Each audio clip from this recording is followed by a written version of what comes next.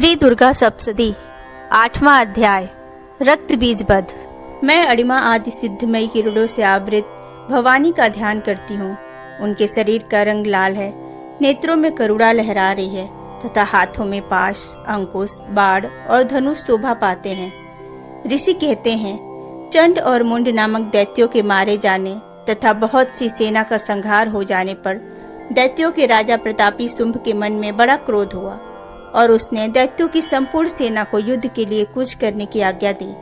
वह बोला, आज उदायुध नाम के 86 दैत्य सेनापति अपनी सेनाओं के साथ युद्ध के लिए प्रस्थान करें।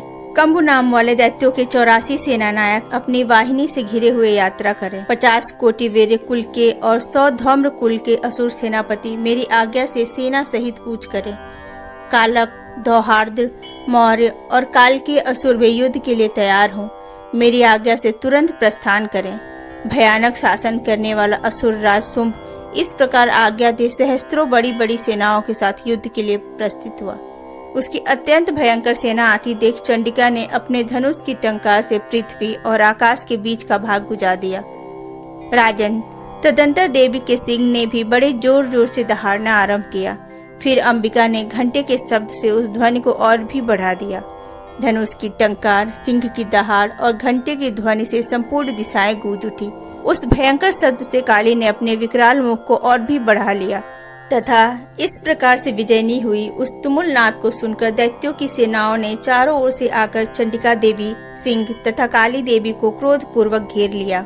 राजन, इसी बीच में असुरों के विनाश तथा देवताओं के अभ्युदय के लिए ब्रह्मा, शिव, कार्तिकेय, विष्णु तथा इंद्र आदि देवों की शक्तियां जो अत्यंत पराक्रम और बल से संपन्न थीं, उनके शरीर से निकलकर उन्हीं के रूप में चंडिका देवी के पास गईं।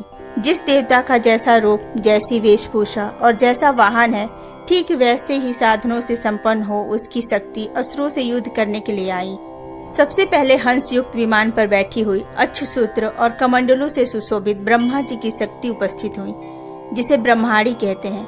महादेव जी की शक्ति वृषभ पर आरूढ़ हो, हाथों में श्रेष्ठ त्रिशूल धारण किए, महानाग का कंगन पहने, मस्तक में चंद्र रेखा से विभूषित हो वहां आ पहुंची।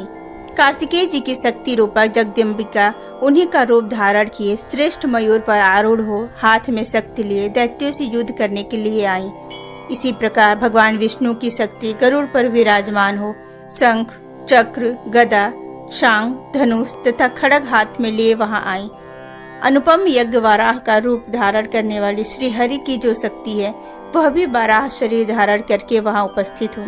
नारसिंह की शक्ति भी नृसिंह के समान शरीर धारण करके वहां आई। उसकी गर्दन के बालों के झटके से आकाश के तारे बिखरे पड़ते थे। इसी प्रकार इंद्र की शक्ति वज्र हाथ में लिए गजराज ऐरावत पर बैठकर आई। उसके भी सहस्त्र नेत्र थे। इंद्र का जैसा रूप है वैसा ही उसका भी था।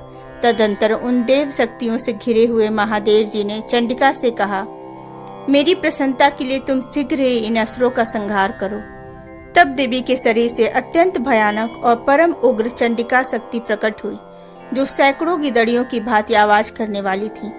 उस अपराजिता देवी ने धूमिल जटा वाले महादेव जी से कहा, भगवान, आप शुंभ निशुंभ के पास दूत बनकर जाइए और उन अत्यंत गर्वीले दानव शुंभ एवं निशुंभ दोनों से कहिए, साथ ही उनके अतिरिक्त भी जो दानव युद्ध के लिए वहां उपस्थित हों, उनको भी यह संदेश दीजिए, दैत्यों, यदि तुम जीवित रहना चाहते हो तो पाताल को लौट जाओ। इंद्र को त्रिलोकी का राज्य मिल जाए और देवता यज्ञ भाग का उपभोग करें। यदि बल के घमंड में आकर तुम युद्ध की अभिलाषा रखते हो तो आओ, मेरी सिवाएं तुम्हारे कच्चे मांस से तृप्त हो। चूँकि उस देवी ने भगवान शिव को दूत के कार्य में नियुक्त किया था, इसलिए वह शिवदूती के नाम से संसार में विख्यात हुई। वे महादैत्य भी भगवान शिव के मुंह से देवी के वचन सुनकर क्रोध में भर गए और जहाँ कात्यायनी विराजमान थी उस ओर बढ़े। तदंतर वे दैत्य अमर्ष में भरकर पहले ही देवी के ऊपर बाढ़, शक्ति और रिष्टि आदि अस्त्रों की वृष्टि करने लगे।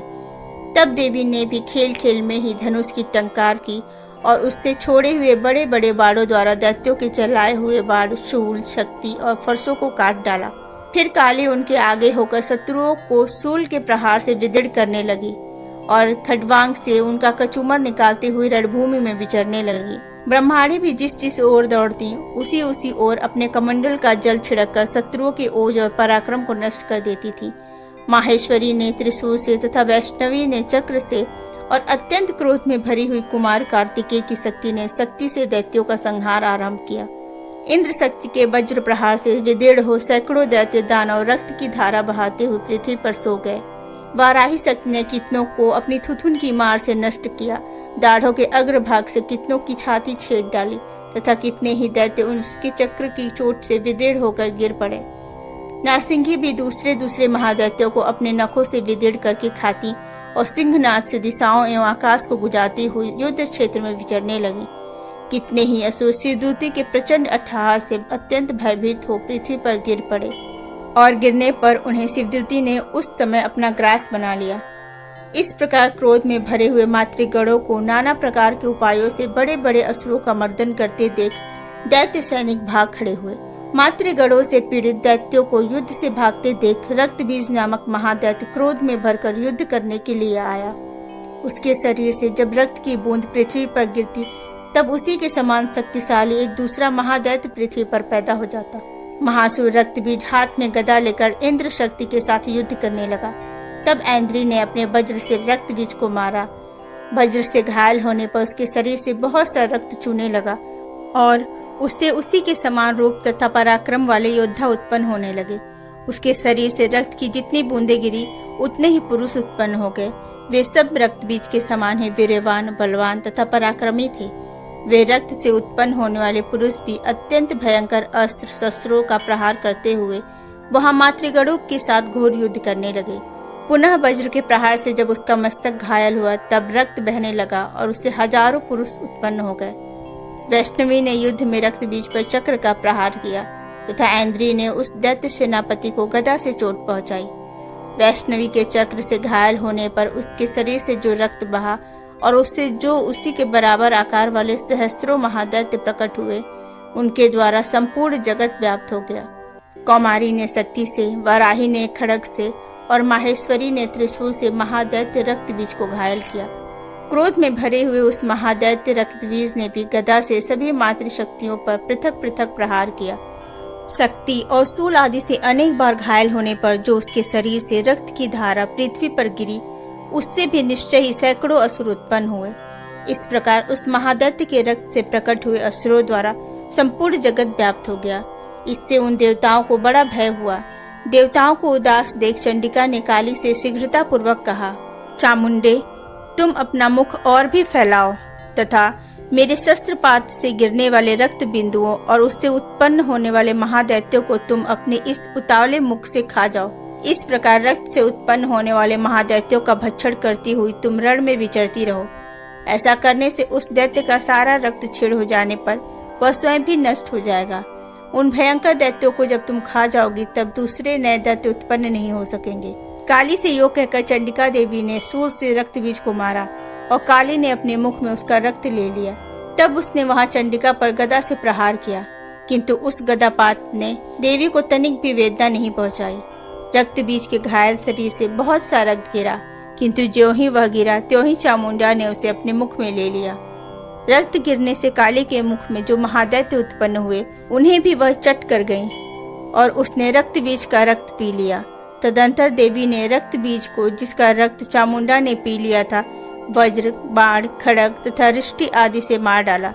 राजन, इस प्रकार शस्त्रों के समुदाय से आहत एवं रक्तहीन हुआ महादैत्य रक्तबीज पृथ्वी पर गिर पड़ा। नरेश्वर, इससे देवताओं को अनुपम हर्ष की प्राप्ति हुई और मातृगण उन असुरों के रक्तपान के मद से उद्यत सा होकर नृत्य करने लगी।